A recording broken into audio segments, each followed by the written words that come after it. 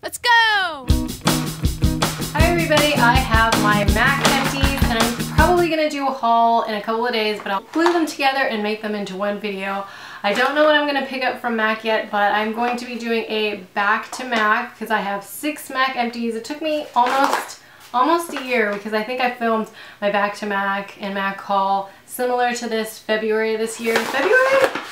Oh my goodness, actually it could be over a year that I did my back to MAC empties. Wow, I think it has been. I actually forgot what my empties were. I just been saving them up. I just finished off this MAC Prep and Prime in medium. I did not like this at all. I would never repurchase it. It's too thick, it's too clumpy. It accentuates your fine lines, it moves around. I don't really know why it's called eye primer.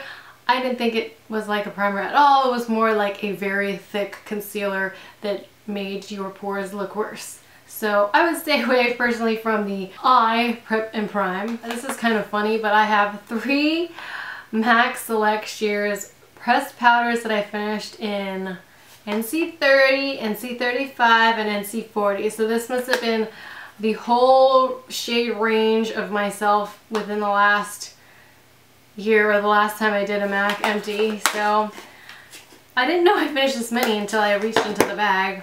And then I have the MAC, everything is MAC, the Graph Black Technical Eyeliner. I hated this eyeliner. It poked my eye, it dragged, it was drying, it gave me raccoon eyes. This is possibly the worst purchase by MAC I've ever made.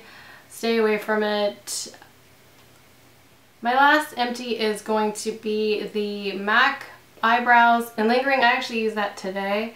I have repurchased this one over and over. Oh yes, and then I have repurchased the MAC Pressed Powder. Obviously I like it a lot, hence I've finished 3 of them. I'm using NC30 right now, I believe. So I have enough to get a free eyeshadow or lipstick. I'll probably pick up a lipstick seeing as I haven't been wearing eyeshadow lately. Stay tuned to see what I picked up from MAC.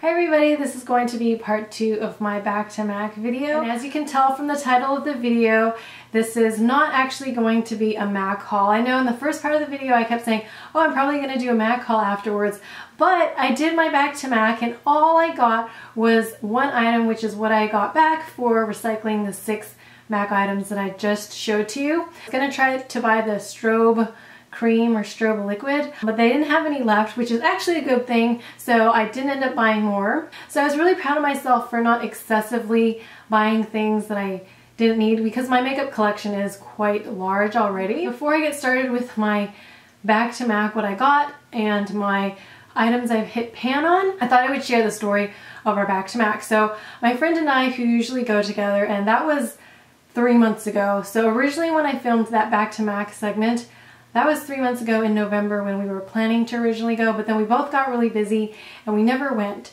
So we finally went now. It's the beginning of February. We picked out our items. She had to restock her kit because she's a professional makeup artist.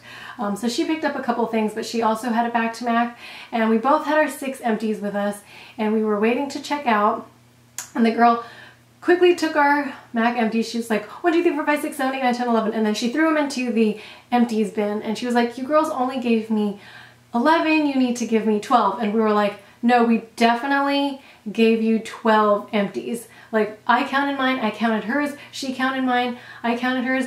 But when the girl took them, she just quickly counted 1, 2, 3, 4, 5, 6, 7, 8, 9, 10, 11. And then because she threw them into the bin, we couldn't prove to her that we had our 12 MAC empties. So I mean, we were both absolutely positive that we had our 12 empties. So the girl was like, okay, I'm gonna let you guys do this one time with 11 empties, but please don't do that again. And we're just like, we definitely had 12. So it kind of made me feel a little bad because she was acting like we were cheating them with our back to MAC, but I am absolutely sure we had our 12 MAC. So my advice to anybody who does back to MAC is make sure you watch them count them before they take your products, your empties away. But with that said, I will get on to my video. So what I got for my back to MAC was this MAC eyeshadow in the shade Arena, and I do already own this one, but I've hit pan on it. This is what it looks like. It's only got the edges left. This is a well-loved eyeshadow. I use this as a base color, and I just really love how it blends together with other eyeshadows that I use. It works really well for me. So I just decided, why not pick up a true and tried favorite from MAC instead of try something new this time. Picked up the full size instead of the refill, which is what I had before. And then because I no longer have a MAC haul video to film, I was like, what else should I do? And that's when I decided to film a products I've hit pan on. There aren't that many because usually when I hit pan on them, by the time I hit major pan on them, they crumble and then they're unusable, and so then I put them into my empties pile. So I do have, I've either thrown it away or it's in my empties pile to be in an empties video in the future, but this is currently what I have hit pan on. So the first item here is this Physicians Formula Mineral Wear Talc Free SPF 16 bronzer. It's a little bit dark, I will be honest, but I am wearing it today with a very light hand. This one very easily gets muddy, so you really have to blend it and you have to just lightly tap it in, otherwise it would get very muddy, at least against my skin tone. But I do like the shade. I don't think it's too orangey on my skin tone. I like it, but it is a little powdery. The next product I hit pan on is this Cargo Pressed Powder, and it's the Blu-ray powder, and it is in the shade 30. I really like this one. I feel like it's very flattering in photographs, especially if you have flash photography. It makes you look a little bit more airbrushed. The mirror on this one fell off. I found so far with a lot of my Cargo products, the packaging falls apart. So I have a blush that I really like from Cargo, but that one snapped in half. So also using broken packaging for that. Next empty is this Lancome Duo Finish Versatile Powder in Matte Buff, and I'm really surprised that I hit pan on this one. This is a free gift with purchase that I received, but it has a very perfumey scent. I don't think the perfumey scent used to bother me so much, but it has been bothering me lately.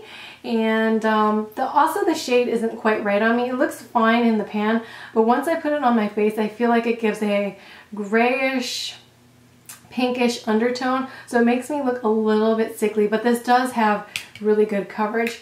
I used to have another color, I think it was Matte Honey 3, that I loved. Again, I probably don't think I'll use those just because I'm not a fan of scented products right now. And then the next product I hit pan on is this e.l.f. Tone Correcting Powder, and this is the cool one.